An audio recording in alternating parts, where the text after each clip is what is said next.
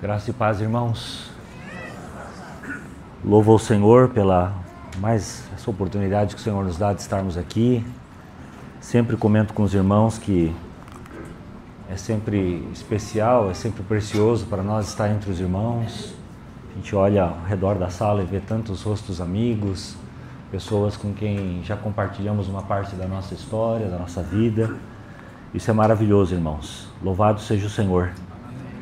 Vamos abrir a palavra do Senhor lá em 1 Coríntios, capítulo 15. O texto os irmãos já conhecem bem.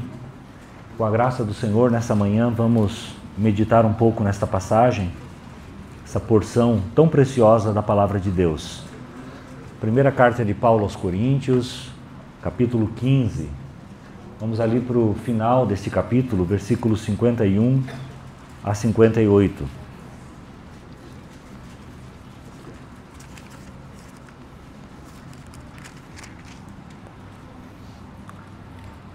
Versículo então 51.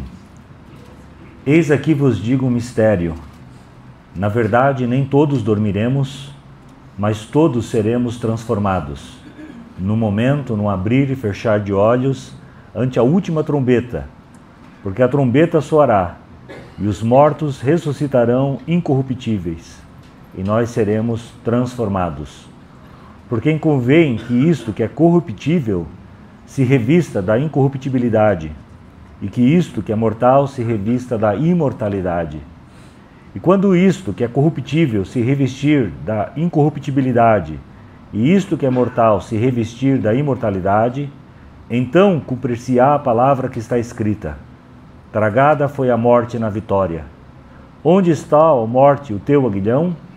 Onde está, ó inferno, a tua vitória? Ora, o aguilhão da morte é o pecado, e a força do pecado é a lei. Mas graças a Deus que nos dá a vitória por nosso Senhor Jesus Cristo. Amém.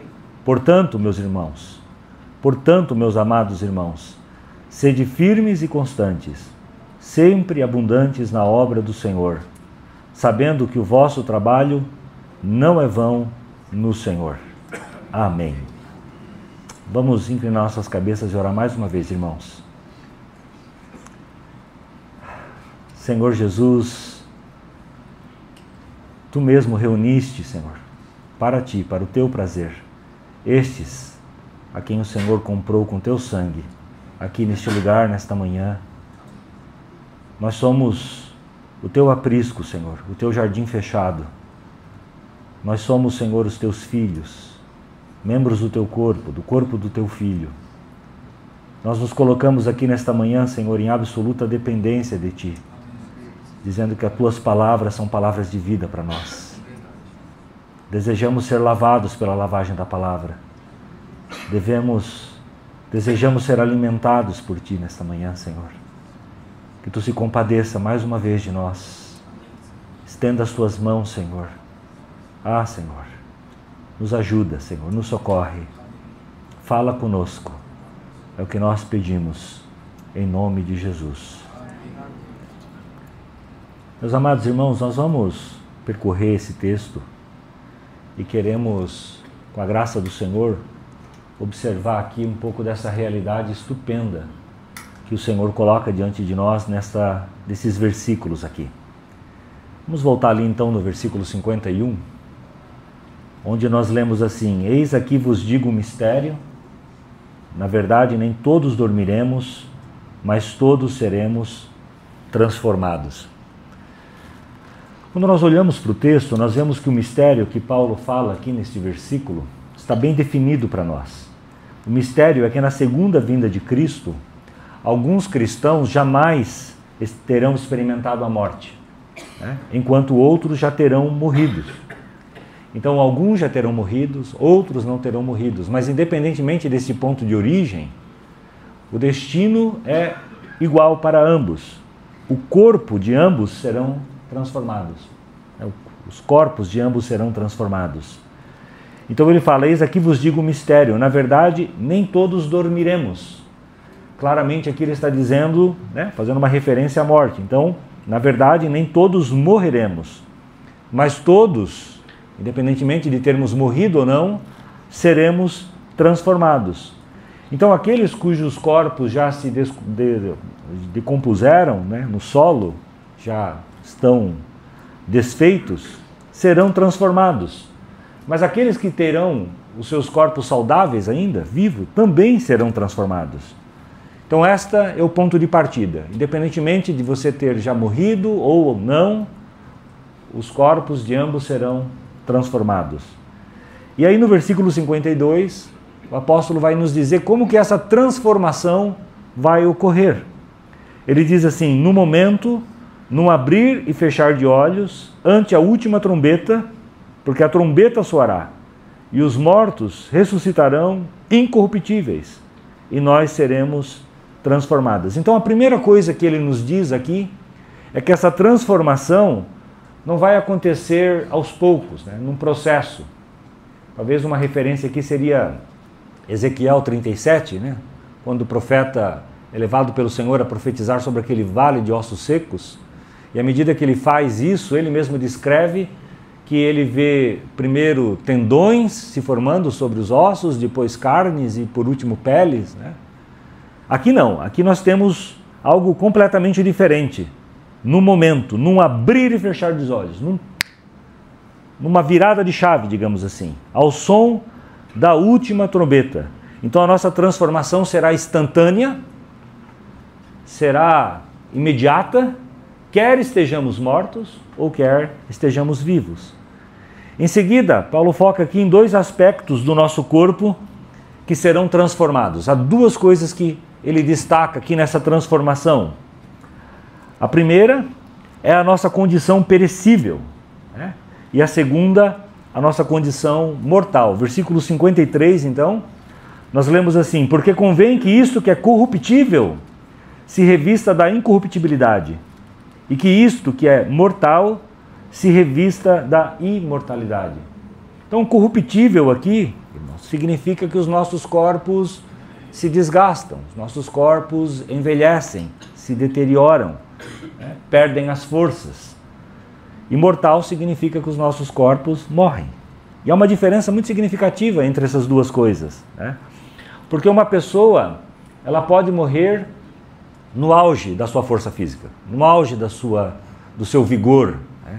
Pode ser uma pessoa muito saudável, pode ser uma pessoa que não tem nenhum problema de saúde, não tem nenhum sinal de desgasto. Pelo contrário, né, ainda está no processo de ganhar força, de ganhar vigor e de repente morrer. Então a mortalidade não tem a ver com incorruptibilidade. Mas a incorruptibilidade aqui se refere ao processo normal, que nós estamos sujeitos de envelhecimento. Então Paulo afirma, né, que no reino de Deus, quando Jesus retornar para estabelecer esse reino sobre a terra, nossos corpos serão transformados de modo que não mais serão corruptíveis, isso é, não serão corpos que irão se desgastar, se envelhecer, se desfazer, mas também não há morte. Então não há nem perda de vigor e nem a possibilidade de morte. São corpos completamente novos, né? Diferente desses corpos que nós temos hoje, de modo que não somente viverão para sempre, mas viverão para sempre com vigor, com força, com saúde, né? Então são corpos que a gente poderia descrever como o equipamento apropriado para a gente desfrutar das alegrias celestiais por toda a eternidade na presença do nosso Senhor. Então ele fala ali, no versículo 44, né, semeia-se corpo natural e ressuscitará corpo espiritual, o que é uma analogia incrível, irmãos, porque o que ele diz aqui para nós, literalmente, é que nós, os crentes, nós não sepultamos os nossos mortos, nós, na verdade, plantamos uma semente corruptível, que se desfaz, porque dali nascerá algo incorruptível, algo imortal. Então essa é a nossa esperança, né? De modo que, quando isso acontecer, ao que tudo indica ali, como os próprios discípulos foram capazes de reconhecer Jesus ressurreto, nós também parece que poderemos nos reconhecer uns aos outros. Mas continuando aqui, Paulo afirma nos versículos seguintes, versículos 54 e 55, que quando isso acontecer, quando num abrir e fechar dos olhos, nossos corpos se tornarem incorruptíveis e imortais, então se cumprirão as palavras que estão registradas em Isaías 25 e em Oséias 13. Tragada foi a morte pela vitória. Isso faz uma referência lá a Isaías 25:8, onde está escrito que ele aniquilará a morte para sempre. E depois esse cântico, onde está, ó morte, a tua vitória? Onde está, ó morte, o teu aguilhão? E aqui há duas imagens muito interessantes, queridos? Essa ideia de ser tragado, a morte ser tragada, e a morte ter seu aguilhão removido, a sua capacidade de picar, de ferir. Então não haverá um aguilhão destrutivo na morte. Já a imagem aqui do ser tragado é uma imagem muito útil para nós, porque ela comunica que mesmo que a morte represente, de certo modo, uma derrota para nós, afinal ela é um inimigo para nós. Paulo disse lá aqui em 1 Coríntios 15, no versículo 26, que o último inimigo a ser vencido seria a morte. Então é um inimigo. Esse inimigo recebeu uma vitória apenas aparente, porque a verdadeira vitória de Cristo sobre a morte a tragou. Então a morte foi tragada pela vitória do nosso Senhor, de modo que a morte de Jesus foi o meio pela qual Ele mesmo conquistou a vitória sobre a morte para nós. E a outra imagem aqui, a do aguilhão, sugere essa investida, venenosa, esse ataque doloroso contra a alma no momento da morte. Paulo diz que isso também vai ser removido da morte, ou seja, não haverá veneno na morte, não haverá destruição. A gente poderia dizer, não haverá morte na morte. E isso é algo paradoxal, irmãos, um pouco talvez difícil de entendermos, mas é exatamente isso que o texto significa. Isso faz uma alusão lá em João 11, 25, onde o Senhor disse que Ele é a ressurreição e a vida, e quem crê nele, quem crê em mim, ainda que morra, viverá. Então há esse paradoxo. Está morto, mas vive. E o Senhor, ao morrer, venceu sobre a morte. Então há essas ideias aparentemente contraditórias, mas que na verdade formam para nós uma realidade maravilhosa. Porque quem crer no Senhor nunca morrerá. Amém? Amém. Então não há morte na morte para aqueles que creem em Cristo. O aguilhão da morte foi removido. E aí, então Paulo, inspirado pelo Espírito Santo, vai nos dizer como é que isso é possível. Como que a morte foi tragada pela vitória? Como que a morte perdeu o seu aguilhão? Versículos 56, 57. Ora, o aguilhão da morte é o pecado, e a força do pecado é a lei. Versículo 57, mas graças a Deus, que nos dá a vitória por nosso Senhor Jesus Cristo. Então vejam, irmãos, que o aguilhão da morte é o pecado. O que isso significa? O que significa dizer que o aguilhão da morte é o pecado? Significa que a morte é terrível do jeito que é, justamente por causa do pecado. A morte é morte por causa do pecado. Então vejam, queridos, que a morte representa aqui a condenação, representa o inferno, o ranger de dentes, as trevas exteriores por causa do pecado. Em outras palavras, a morte é o salário de quem tem o pecado como patrão, quem trabalha para o pecado, porque o salário do pecado é a morte. Então, por causa do pecado, a morte se torna essa punição, esse salário, para quem serve o pecado. É uma sentença final, não é mesmo? É um afastamento de Deus, é um afastamento da alegria celestial, rumo a uma miséria indescritível que nunca vai ter fim. Esse é o aguilhão da morte. E esse aguilhão existe por causa do pecado. Então Paulo afirma, aqui na segunda parte do versículo 56, que a força do pecado é a lei. Então, quero que os irmãos entendam isso, porque é importante aqui. Veja que essa punição que a morte é para o pecado, essa sentença legal de miséria, em forma de morte, ela tem força, ela tem validade, ela tem esse poder vinculativo, porque aquilo que foi transgredido é a própria lei de Deus. Então veja que a morte não é um castigo para alguém que quebrou qualquer regrinha, para alguém que escorregou em algum deslize pequeno. Não, a morte é a punição para o pecado, e o pecado é a transgressão da lei de ninguém menos do que o próprio Deus. Então, porque a lei de Deus foi transgredida, o pecado se torna muito grave, se torna seríssimo. E porque o pecado é tão grave assim, a punição para ele é a morte. E é isso que está em jogo aqui. Então veja que o que torna a morte tão aterrorizante é o fato dela ser a punição para o pecado. E o que torna o pecado tão pesado, tão terrível, é o fato de que ele transgride a lei de Deus. Portanto, a morte é respaldada pela lei de Deus. Algo terrível aqui. E aí Paulo conclui no versículo 57, algo que tem que ser dito imediatamente. Ele fala assim, mas graças a Deus, oh, que graças a Deus maravilhoso, graças a Deus que nos dá vitória por nosso Senhor Jesus Cristo, porque a morte foi tragada pela vitória desse Senhor. E o aguilhão da morte foi removido, porque Deus fez algo, graças a Deus. Graças a Deus, Ele fez algo. E o que Ele fez foi enviar Jesus Cristo, seu Filho, para satisfazer todas as exigências da lei e suportar a penalidade do pecado. Gálatas 3,13, os irmãos não precisam abrir, diz assim, Cristo nos resgatou da maldição da lei, fazendo-se maldição por nós, porque está escrito, maldito todo aquele que for pendurado no madeiro. E em 1 Pedro 2,24, nós lemos que Ele mesmo levou os nossos pecados em seu corpo sobre o madeiro. Então, porque Ele satisfez a punição do pecado, recebendo no nosso lugar a punição do pecado, nós podemos dizer nessa manhã, graças a Deus, a morte foi tragada pela vitória. Graças a Deus, a morte perdeu seu aguilhão. A maldição da lei foi plenamente atendida.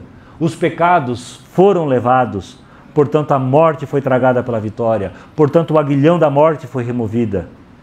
E aí, irmãos, a nossa relação com a morte muda, né? Os irmãos entendem? Nós vemos isso quando, na segunda carta aos Coríntios, Paulo ele se refere à morte com a seguinte expressão, ausentes no corpo e presentes no Senhor. Bem diferente, não é? Em Filipenses 1:21, ele fala o quê? Morrer é lucro. Muda completamente, porque agora, ao invés da morte física ser uma expressão da ira de Deus contra o pecado, para nós que somos salvos, ela nada mais é do que uma espécie de mordomo, né? Que abre para nós os portões celestiais, para que nós possamos estar na presença de Deus. Que coisa tremenda! Então todas essas verdades maravilhosas que nós lemos aqui sobre a vitória de Cristo sobre a morte, né, sobre a transformação dos nossos corpos, nos levam para um desfecho contido aqui, no versículo 58, com um portanto. Portanto, esse portanto me parece que naturalmente no fluxo do texto poderia nos levar para um portanto, caiamos de joelhos. Vamos adorar ao Senhor, porque Ele venceu a morte. E seria completamente apropriado. Ele poderia dizer, vamos bendizer o nome do Senhor, porque Ele triunfou sobre a morte. E porque Ele triunfou sobre a morte, nossa relação com a morte mudou completamente. Mas o portanto vem com outra conclusão. Portanto, meus amados irmãos, sede firmes e constantes, firmes e inabaláveis, sempre abundantes na obra do Senhor, sabendo que o vosso trabalho não é vão no Senhor. Que inusitado, né, irmãos? Veja que o Espírito deseja aqui é que haja um efeito prático na nossa vida diante dessas verdades, diante do que foi dito. E ele espera que esse efeito prático seja o que está descrito para nós aqui no versículo 58. Portanto, esse portanto aqui mostra que ele espera que o versículo 58 aconteça por quê? Em decorrência de, diante do que nós conhecemos, e devemos nos lembrar constantemente dos versículos 51 a 57. Que é o quê? Cristo veio. Cristo morreu por mim e por você. Cristo tomou sobre si os seus pecados. Ele satisfez as exigências da lei por você. O aguilhão da morte foi removido. Não há condenação, não há inferno, aleluia, não há medo. Então, ainda que o seu corpo seja colocado na sepultura, ainda que o seu corpo venha a se decompor completamente, Cristo virá, uma trombeta soará, aleluia, e esse corpo mortal se revestirá de imortalidade e incorruptibilidade. E esse corpo, em decomposição, em decadência, que envelhece, se tornará incorruptível. Irmãos, isso é, literalmente, dizer que a morte foi tragada pela vitória. E é uma grande vitória, uma vitória comprada pelo sangue do nosso Senhor Jesus, realizada por Ele, de maneira que agora nós podemos dizer que morrer é lucro. Amém. Veja que coisa incrível. Podemos dizer, ausente no corpo e presente com o Senhor. E por causa dessas coisas, portanto, versículo 58. Então o versículo 58 é a vontade de Deus para a minha vida, é a vontade de Deus para a sua vida, diante dessas verdades. E Paulo diz que isso acontece, portanto, ou seja, porque, diante disso que nós conhecemos nessas passagens e nos lembramos desses versículos aqui, de 51 a 57. Por isso, irmãos, antes de aprofundarmos um pouquinho mais no versículo 58, eu quero que os irmãos entendam que a nossa obediência, a nossa conformidade com o versículo 58 depende, isso que está implícito na estrutura desse texto. Se você quer viver o versículo 58, é necessário que você entenda, creia, memorize, viva os versículos 51 a 57. De forma resumida, porque na verdade nós poderíamos dizer tudo isso, depende de todas as Escrituras e conhecemos toda a verdade de Deus. Mas aqui num contexto imediato é necessário entendermos os versículos 51 a 57 para sermos obedientes e vivermos a realidade do versículo 58. É impressionante, meus irmãos, a dificuldade que nós temos de entender como que as verdades que são expostas a nós, as grandes realidades espirituais que são colocadas diante de nós pela palavra de Deus, devem se converter, devem se traduzir em vida prática. Há uma dificuldade natural da nossa parte para isso. Parece que gostamos de entender as realidades tão sublimes da palavra de Deus, mas sentimos um certo, talvez uma resistência, talvez um desconforto com o que isso significa, podemos dizer assim, para segunda-feira. O que muda a partir de agora, diante dessas verdades? Como que isso toca minhas áreas de conforto? Que implicações tem? Ou, melhor dizendo, que custo essa verdade cobra para ser vivida e experimentada? Qual o custo dessa verdade? O que tem que ser renunciado? Nós temos essa dificuldade e é por isso que nós estranhamos um pouco o versículo 58 nesse contexto.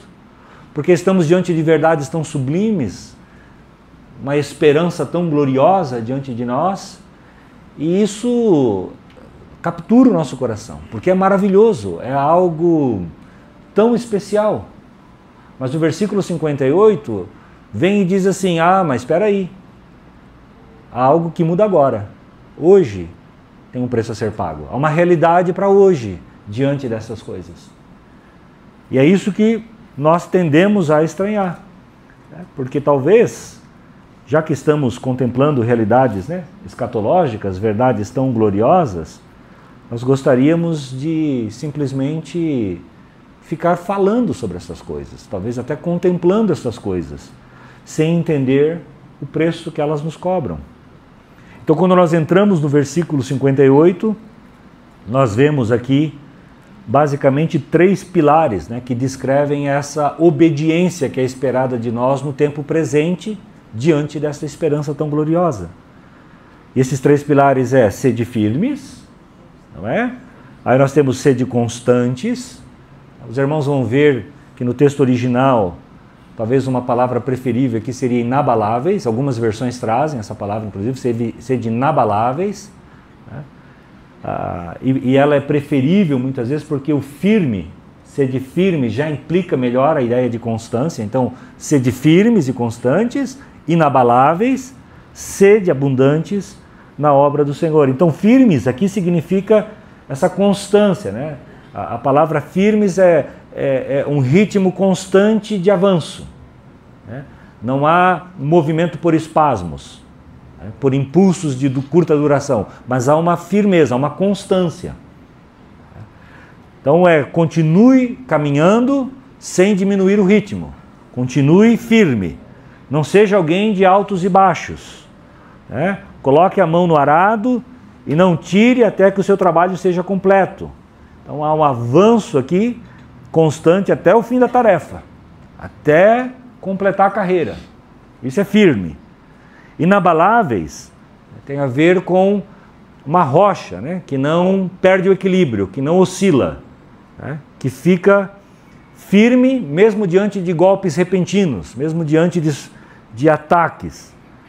Então permaneça forte, inabalável, mesmo quando as chuvas caírem, mesmo quando a ventania soprar, mesmo quando a enchente subir, mesmo quando tudo se atirar violentamente contra a sua casa, contra a sua vida, fique inabalável, seja como uma rocha que não pode ser arrastada, uma árvore daquelas que não cai, fica inabalável. E aí abundantes na obra do Senhor. Significa fazer muito dessa obra. Nós vamos ver aqui que é uma ideia positiva de exagero. Abundar, transborda, passa da medida. Então aqui tem a ver com esse exagero no bom sentido. Preencha seus dias com atividades que contam para Cristo, que contam para a eternidade. Então, ore, sonhe, planeje, trabalhe, trabalhe, trabalhe, trabalhe, enquanto é dia. Então, firmes, inabaláveis e abundantes. Firmes, inabaláveis e abundantes. Por quê?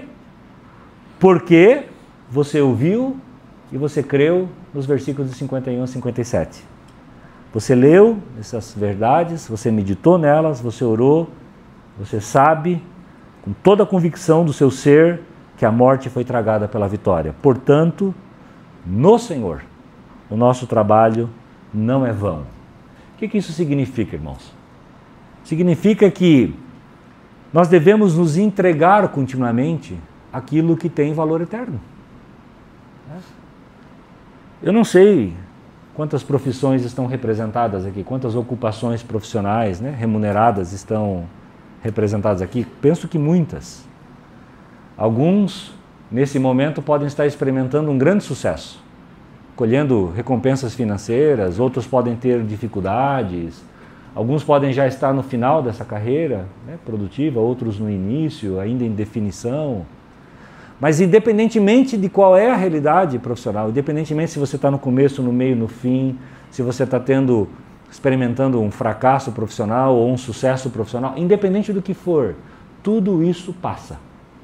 Tudo isso é perecível, tudo isso tem valor temporal. Certo? O que é feito hoje, amanhã já não vale mais. Não é? E isso hoje, inclusive, é algo muito explorado, por quem vende formação para executivos e tal, de que está mudando tudo, está mudando muito rápido, você vai ficar para trás, então vem aqui fazer meu curso, não é assim? Então há uma vida útil muito curta para tudo que nós fazemos, mas no Senhor, nosso trabalho não perece, não passa, fica, permanece. No Senhor, o nosso trabalho não é vão. Então, se o Senhor venceu a morte foi tragada pela vitória, teve seu aguilhão removido, se nossos corpos serão transformados e passarão a ser incorruptíveis e imortais, e nós estamos olhando para uma eternidade, consuma-se, dedique-se para aquilo que não é perecível. Se ocupe com aquilo que vai durar, com aquilo que permanece, com aquilo que vai passar para o outro lado da eternidade. No Senhor, o seu trabalho não é vão. Então se ocupe com isso. Seja firme, inabalável, abundante na obra do Senhor. Na obra do Senhor. Amém, queridos? Nunca podemos vacilar contra isso. Tá? Nós precisamos, em todo o tempo, abundar na obra do Senhor. E é uma luta, né? Eu converso com alguns dos irmãos aqui, nós temos oportunidade de compartilhar o coração, não só nessa localidade, com outros. Há uma luta constante. Isso exige uma declaração de guerra da nossa parte. Não exige? Por quê? Porque nós somos demandados constantemente. Há uma correnteza de atividades, de trabalho, de sobrecarga, de cobranças, de prazos a serem cumpridos, de tarefas a serem feitas. Há uma correnteza passando o tempo todo. E se nós relaxarmos só um pouquinho, ela nos leva. Quando nós vemos, nós estamos assoberbados, cansados, desgastados, ocupados demais, estamos completamente envolvidos com as coisas dessas. Tudo que é perecível está consumindo o melhor do nosso tempo, o melhor da nossa energia, o melhor da nossa visão, e nós estamos ocupados com essas coisas e não estamos nem firmes, nem inabaláveis, nem abundantes na obra do Senhor, que não é vão. Eu queria, dessas três expressões, me concentrar nessa última aqui, da palavra abundar, porque ela é muito importante para nós. Então eu queria considerá-la parte das outras duas aqui e um pouquinho mais. Eu queria mostrar para os irmãos alguns textos onde essa palavrinha no original aparece. Ela vai aparecer com uma tradução um pouquinho diferente aqui e ali na língua portuguesa, mas nos ajuda a entender o que é esse abundar, né? Essa ideia de além da medida, essa ideia de transbordar. Então vejam comigo aqui, né? Efésios capítulo 1, versículo 8. Eu quero que os irmãos entendam qual é a maneira correta aqui de realizar a obra do Senhor. O que está envolvido nesse serviço ao Senhor. Vejam aqui, no finalzinho do versículo 7 de Efésios, ali fala segundo a riqueza da sua graça. Né? Então nós vemos aqui que o que o versículo 8 está descrevendo é justamente essa graça. Né? E aí nós vemos assim, fez abundar essa graça, então, para conosco em toda a sabedoria e prudência. Viram ali a palavrinha abundar? Abundar é essa palavra. Que significa aqui que o Senhor não nos deu graça suficiente apenas para sobreviver. Né? Mas Ele nos deu tudo quanto era possível para nós recebermos. Então Ele abundou essa graça. Deus nos deu com generosidade, com abundância. Filipenses 1,9 diz assim, ali Paulo está orando, né? E eu vou seguir, irmãos, eu não vou aguardar todos os irmãos abrirem lá, então os irmãos anotem aí, depois os irmãos considerem, tá? Então Filipenses 1,9, Paulo ora dizendo assim, peço isto, que o vosso amor cresça, aí tem a expressão, ainda mais e mais. Aqui está a mesma palavra no original, o abundância, que o amor de vocês cresça e passe da medida, e transborde, mais e mais, em ciência e em todo conhecimento. Então, ou seja, não é um amor que cresce só o necessário, é um amor que extrapola o necessário, ele é mais do que o suficiente, há uma sobra. Em 1 Tessalonicenses 3,12, 1 Tessalonicenses 3,12, está escrito assim, e o Senhor vos aumente e faça crescer em amor. E esse crescer está na mesma palavra, né, que é crescer e abundar em amor uns para com os outros e para com todos, como também o fazemos para convosco.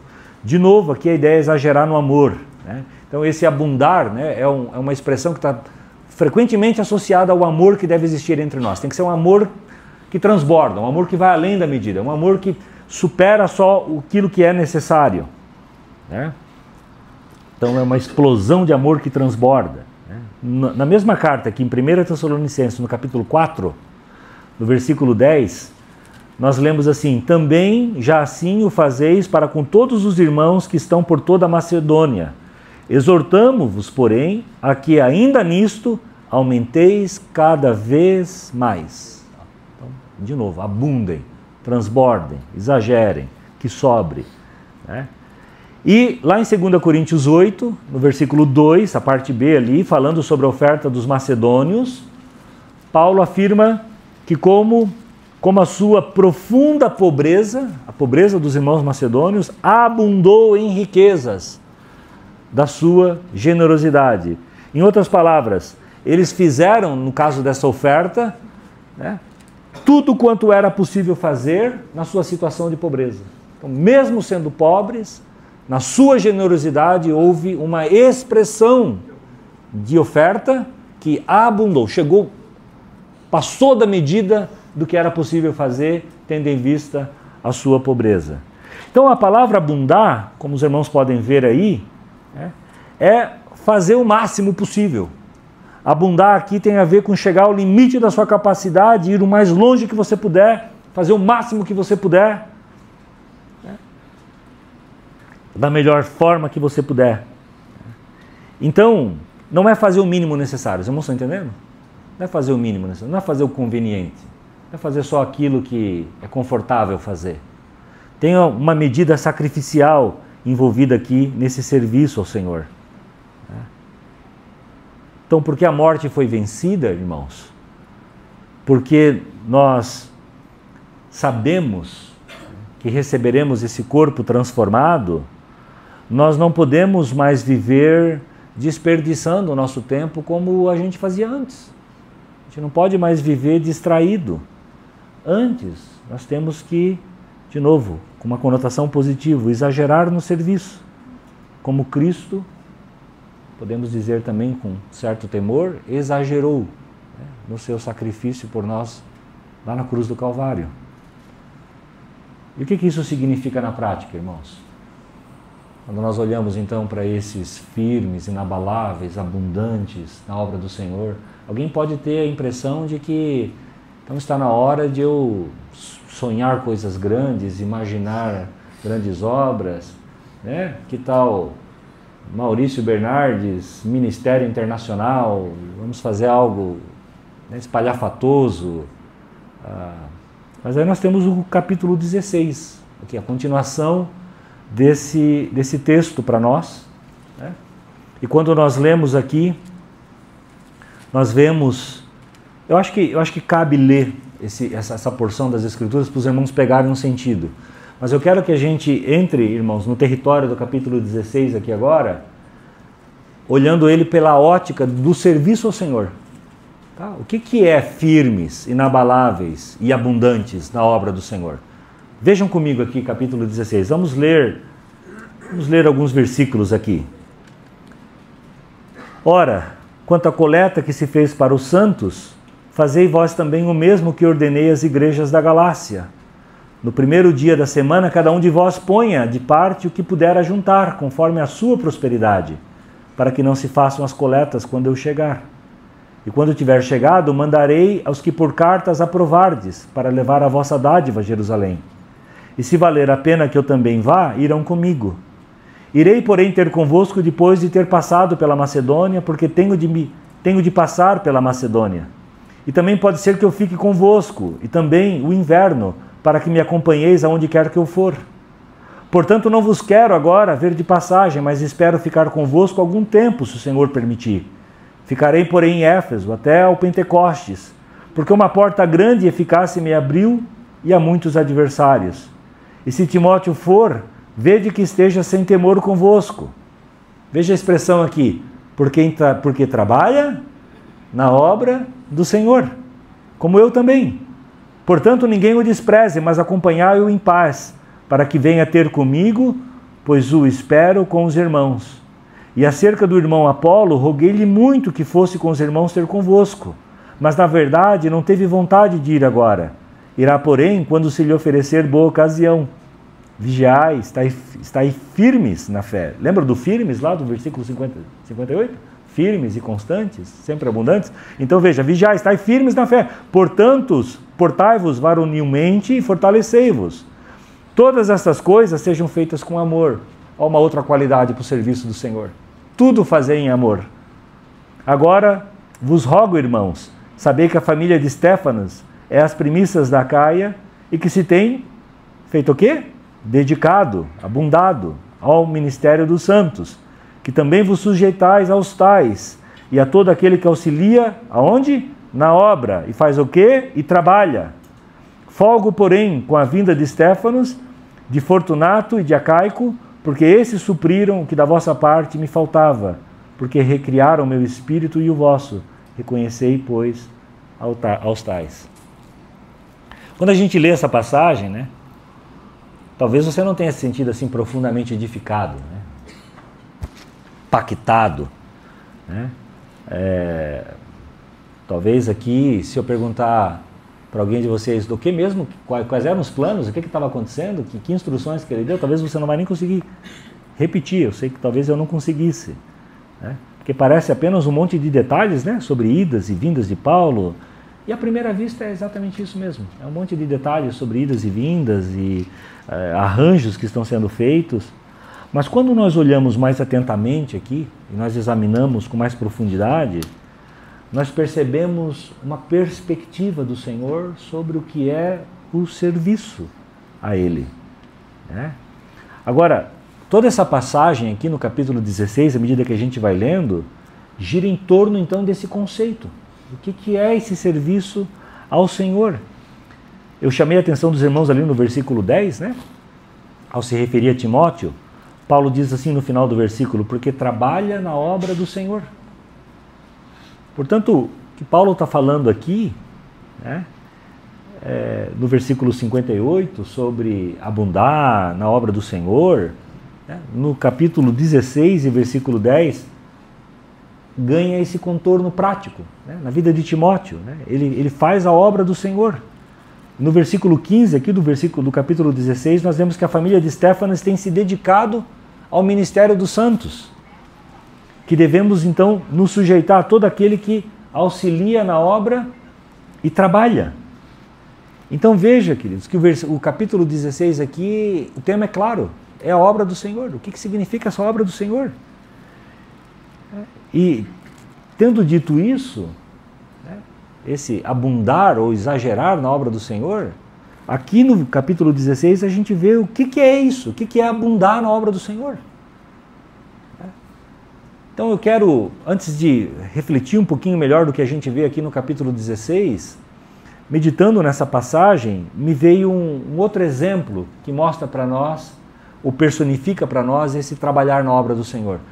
E é o exemplo de Filipenses 2. Eu queria que os irmãos abrissem lá rapidamente, para a gente considerar a vida de Epafrodito, né, que é outro servo de Deus, que dá para nós uma imagem muito clara do que é esse ser firme, inabalável, abundante na obra do Senhor. 2:25 ali, né? Veja que Paulo está escrevendo à igreja de Éfeso, né? E ele menciona o nome desse homem, né? Ele chama esse homem de irmão, cooperador, companheiro nos combates, mensageiro enviado e ministro. Irmãos, é uma lista extraordinária, né, de credenciais aí para Epafrodito, né? Cooperador, companheiro, irmão, companheiro nos combates, mensageiro enviado, ministro. Aí no versículo 26, Paulo diz que Epafrodito tinha muitas saudades de vós todos, né? O que carrega a ideia de que Epafrodito tinha um coração que doía, né, com essa saudade, né, pelos irmãos. Ele sentia saudade dos filipenses, né, com um anseio profundo de ver os irmãos filipenses. É isso que está dizendo aqui.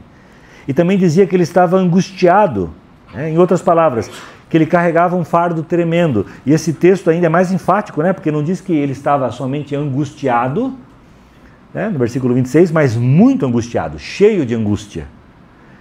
Agora a gente chega na parte em que a gente fica estarrecido de ver, né? Porque o motivo desse muito angustiado é que ele sabia que os filipenses haviam ouvido que ele estava doente. Então veja que a angústia dele não é porque ele estava doente. A angústia dele é porque ele sabia que os irmãos tinham ouvido que ele estava doente. E ele estava preocupado com os irmãos. Essa é o motivo da sua muita angústia. Então ele ansiava tanto pelos irmãos filipenses, estava com tanto amor por esses irmãos, tanta saudade de ver esses irmãos, que ele não queria que esses irmãos se sentissem mal por causa dele. Isso revela um coração abnegado, né, irmãos? Coração realmente entregue. Então ele esteve doente, né? Versículo 27, quase à morte. Quase à morte. Isso é gravemente enfermo. Continuando ali, mas Deus se apiedou dele, e não somente dele, mas também de mim, para que eu não tivesse tristeza sobre tristeza. Versículo 28. Por isso vou-lo enviei mais depressa, para que, vendo outra vez, vos regozijeis, e eu tenha menos tristeza. Então, ele esteve à beira da morte, agora ele recuperou, e eu estou mandando ele para vocês com pressa, para vocês verem, para vocês matar a saudade, para vocês se encontrarem. E ele ter esse anseio atendido de ver vocês, e vocês verem que ele está bem, e com isso, vocês se regozijarem. E vendo vocês se regozijando, eu, Paulo, vou ter menos tristeza também. Então ele fala no versículo 29, recebei-o, pois, no Senhor com todo gozo, e tende-o em honra. Agora veja o versículo 30, como ele é importante aqui. Porque ele fala assim, porque pela obra de Cristo chegou bem próximo da morte. Aqui nós entendemos o motivo da doença. Qual foi essa doença que quase o matou? Nós não sabemos exatamente o que foi, mas o Senhor está dizendo aqui que foi pela obra de Cristo, não fazendo caso da vida para suprir para comigo a falta do vosso serviço. Ele serviu sem fazer caso da própria vida. E isso levou à beira da morte. Então isso, irmãos, é exagerar, não é? Ele não considerou a própria vida importante para suprir a carência dos serviços que os filipenses, pelas limitações deles, muito provavelmente geográficas, não puderam oferecer a Paulo. Ou seja, para cumprir o serviço que Paulo precisava, e que os filipenses também precisavam, por estarem ausentes, né? Por isso eles não podiam prover, Epafrodito literalmente colocou a vida na linha.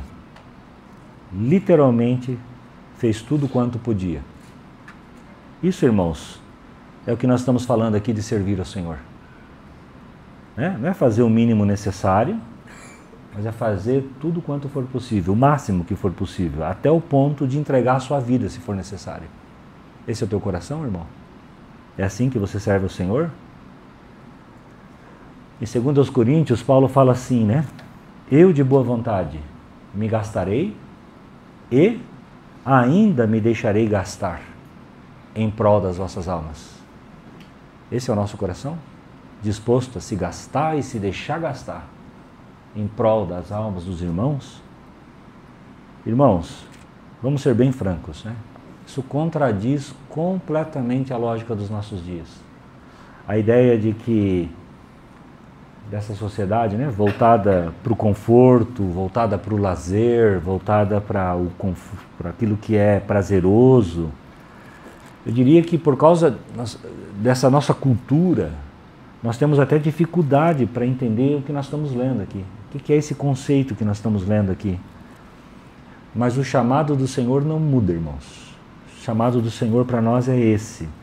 Nós somos chamados a abundar na obra de Deus, porque nós temos a esperança da vitória real já sobre a morte.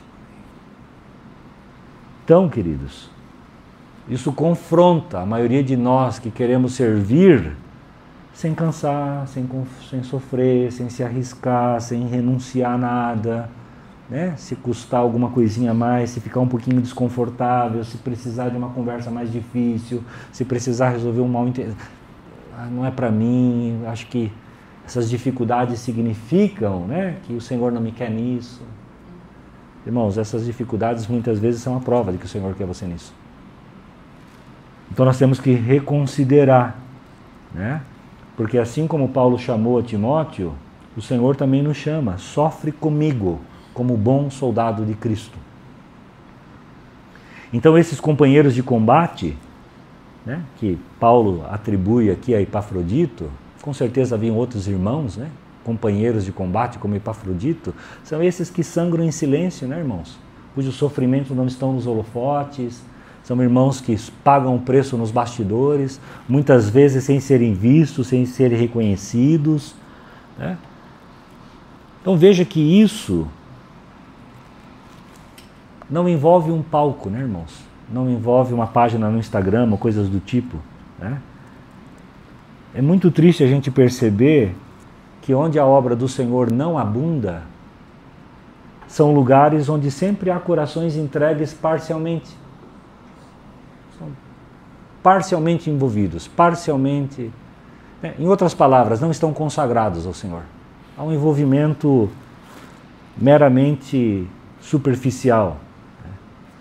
Acho que nesse momento aqui, eu poderia parar de falar, chamar o irmão Suzuki aqui para repetir tudo que falou na abertura da reunião sobre Atos, né? A realidade da graça produzindo frutos reais. Por que não produz frutos entre nós, irmãos? Porque a entrega não é verdadeira, sempre é uma falta de consagração ao Senhor, há sempre uma mistura com o mundo, né? Sempre há um testemunho apático, uma certa frieza. Então, ao invés de abundarmos nas obras do Senhor, nós somos entulhados, estamos entupidos com entretenimento, com coisas fúteis, com essa ideia de sucesso, e por que não dizer também com pecadinhos de estimação, né? Então que o Senhor nos ajude, né, meus irmãos? O Senhor nos ajude produzindo arrependimento entre nós essa manhã. Que nós possamos realmente olhar para essas verdades bíblicas e tê-las como um espelho diante de nós. Então, tendo dito isso, eu quero voltar ali para terminar, né? Já estamos concluindo, em 1 Coríntios 16, que é, né, esses exemplos tão simples, tão cotidianos, corriqueiros aqui, que exemplificam esse chamado a firmeza, a constância e a abundância na obra do Senhor. Então, vamos voltar lá lembrando que o assunto não mudou no capítulo 16. Não é um novo tema, não é, né, daríamos para dizer, não é um novo capítulo, é continuação, né? Porque nós estamos vendo agora a personificação desses mandamentos, né, em exemplos concretos, cotidianos, com rostos, com nomes de pessoas, com arranjos que estão sendo feitos. Veja a simplicidade desse abundar na obra do Senhor. Começa ali falando de ofertas generosas, né? Aí você vê agendas e arranjos de viagem, né? Com fazer companhia para um obreiro do Senhor durante o inverno. Veja que a simplicidade. Tem a ver ali com acolher irmãos, né, que estão em ministério itinerante, passando de uma cidade para cidade, instruções sobre acolher esses irmãos, oferecer hospedagem, né, tem a ver com complementar e suprir aquilo que o outro não pôde fazer, né, o outro não pôde, chegou no limite, então complementa, né, traz aí um suporte a mais. Então esse portanto, de 1 Coríntios 15, 58, né, portanto, meus amados irmãos, ele é exemplificado para nós aqui nessas decisões reais, nesses arranjos práticos, né, esses relacionamentos ministeriais, né. Então o capítulo 16 poderia ser considerado para nós como uma espécie de comentário vivo sobre o que significa ser inteiramente consagrado ao Senhor, inteiramente voltado para a obra do Senhor, que é fazer o máximo possível por Cristo, até os limites da nossa capacidade pessoal, até onde somos capazes de fazer, como nós vimos já na vida de Epafrodito. Então, queridos, eu passando o olho por cima aqui, eu vou chamar a atenção dos irmãos muito de forma panorâmica aqui, para nós não estourarmos o horário, mas vejam aqui alguns destaques que eu queria fazer, né? Como eu já mencionei aqui, dos versículos de 1 a 4, aqui no capítulo 16. Né? O primeiro exemplo na obra do Senhor é a contribuição financeira regular, proporcional, generosa. Os irmãos estão vendo? Paulo ordena ali aos coríntios a participarem da coleta para os pobres lá em Jerusalém, que é uma prática que já vinha sendo assumida, inclusive, pelas igrejas da Galácia. Né? Então a instrução aqui é muito clara.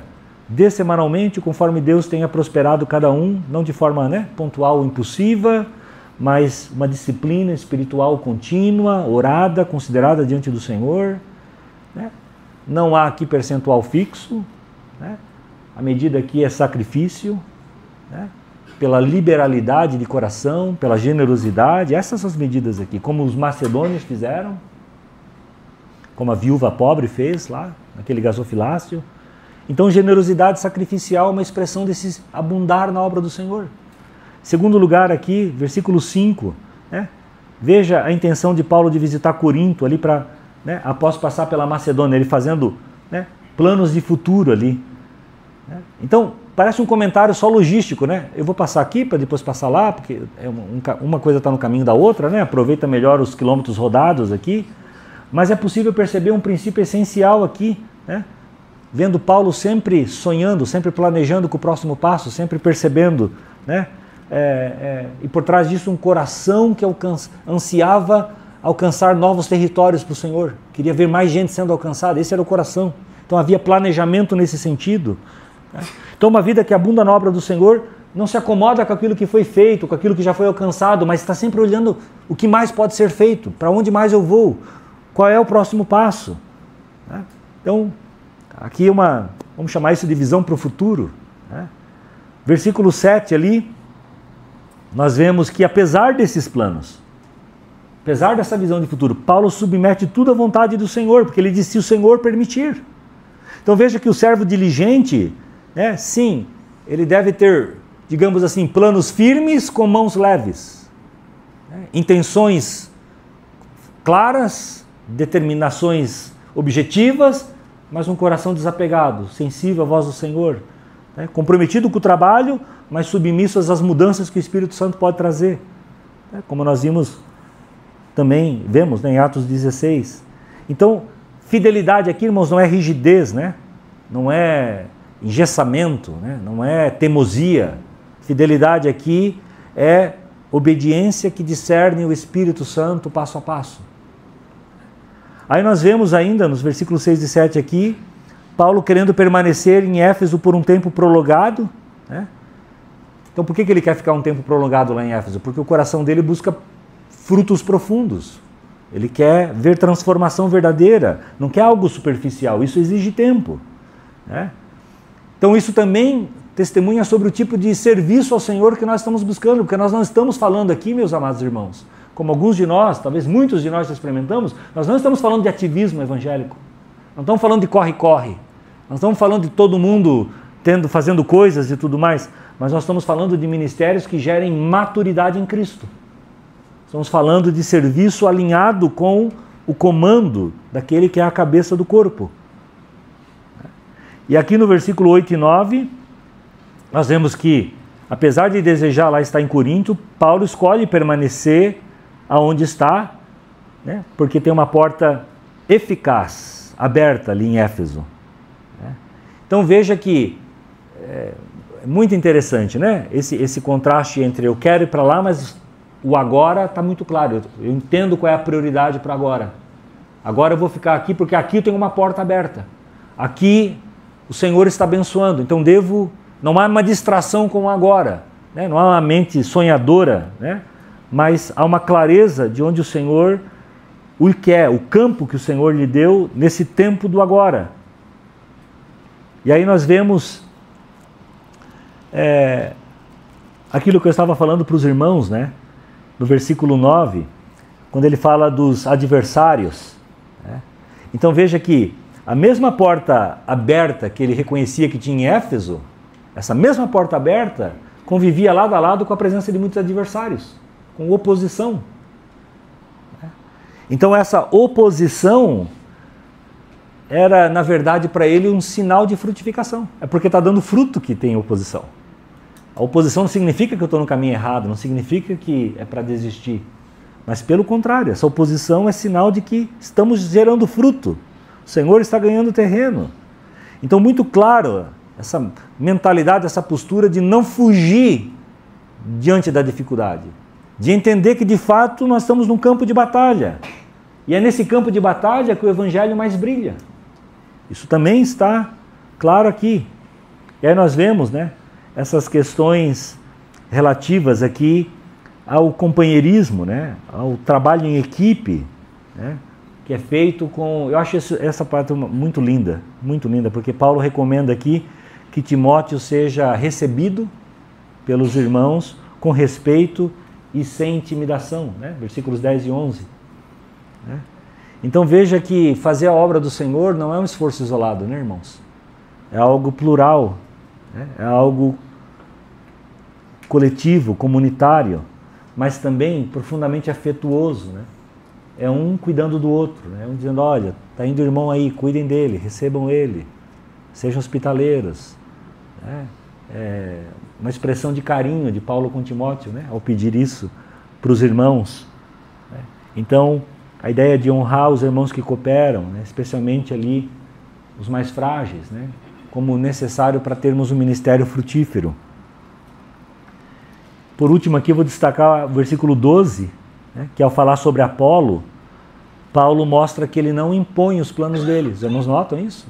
Né? Ele respeita a direção. Apolo não quis ir, sentiu que não era, mas tudo bem.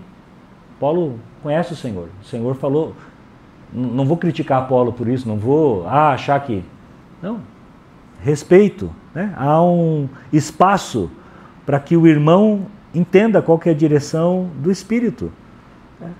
Então, esse espaço para que cada um tenha também condição de discernir a direção do Senhor para a sua vida, porque isso exige humildade dos demais, exige paciência, exige também uma confiança mútua. Né? Tudo isso está envolvido aqui. Então, queridos, abundar na obra do Senhor, por isso que a gente entrou aqui no capítulo 16, abundar na obra do Senhor não é uma ideia abstrata, não é um negócio vago e nem mirabolante, como alguns podem... Não. É uma vida marcada aqui por sacrifício, por visão, por flexibilidade, por excelência, por foco no presente, né? Coragem diante da oposição, um espírito de cooperação, de cuidado mútuo, de sensibilidade espiritual. Né? Então, abundar na obra do Senhor é viver como Epafrodito, é viver como o irmão Apolo, como o irmão Timóteo, como o irmão Paulo. Né? Esses são os exemplos, são coisas que estão ao nosso alcance. Né? Então, nós vemos essa realidade espiritual tão maravilhosa do capítulo 15, né, com o seu portanto, naquele versículo 58, mostrando nomes, arranjos, combinações, decisões, coisas cotidianas quase aqui, né, no capítulo 16. Tem um comentarista que eu estava consultando aqui sobre esse texto, e tem uma frase dele que eu achei tão pertinente. Acho que pinta para nós uma figura perfeita para nós encerrarmos. Ele diz assim: os irmãos daqueles dias estavam todos envolvidos na obra e estavam sempre envolvidos. Todos estavam envolvidos e envolvidos sempre, o tempo todo. Que o Senhor nos torne assim. Amém? Vamos orar. Senhor, nós queremos, Senhor, esse coração. Nós queremos, Senhor, viver a nossa vida hoje à luz dessas verdades tão gloriosas, Senhor. Essa esperança tão tremenda que temos. Senhor, nos ajuda, Senhor, a entendermos como a Tua palavra nos responsabiliza. Nos guarda de um coração, Senhor, que aprecia ouvir, mas não deseja fazer, não deseja obedecer. Nos guarda, Senhor, de vivermos uma vida incompatível com as revelações que o Senhor tem nos dado na Tua palavra. Reorganiza nossas prioridades. Nos tira dessa correnteza feroz que nós enfrentamos, Senhor, na vida nessa terra. Para que ela não nos remova do Teu altar. Para que ela não nos tire, Senhor, da presença uns dos outros. Para que ela não abafe, Senhor, o amor afetuoso, fraternal que devemos ter uns pelos outros, o cuidado que devemos ter uns pelos outros. Nos ajuda, Senhor, a sermos firmes, inabaláveis. Senhor, que palavras tão relevantes para os nossos dias. Firmes, inabaláveis, e abundantes na obra do Senhor. Senhor, nós queremos confessar nessa manhã, Senhor, que nada é mais importante para nós, para a nossa vida, do que os Teus interesses. Amém. Do que sermos, Senhor, e vivermos a realidade do Teu corpo. Senhor, não há carreira lá fora, não há objetivo lá fora, não há reconhecimento nesse mundo, Senhor, que valha uma centelha, Senhor, um grão de areia do que nós temos aqui na Tua presença. Nos dá um coração, Senhor, que penda para a eternidade, que viva nesse tempo presente com os olhos, Senhor, nessa eternidade. Ah, Senhor, nos dá foco, Senhor, nos dá disciplina, coloca as nossas prioridades no lugar certo, porque em breve, Senhor, os nossos ouvidos ouvirão a trombeta soando. Ah, como nós aguardamos por esse dia, meu amado, como nós aguardamos por esse dia, quando aquilo que somos se manifestar e nós vermos o Teu rosto assim como Tu és. Esse é o nosso desejo, Senhor. Amém. Esse é o nosso objetivo aqui nessa vida. Senhor. Então nos socorre, Senhor, e nos ajuda. Amém. Nós clamamos em nome de Jesus. Amém.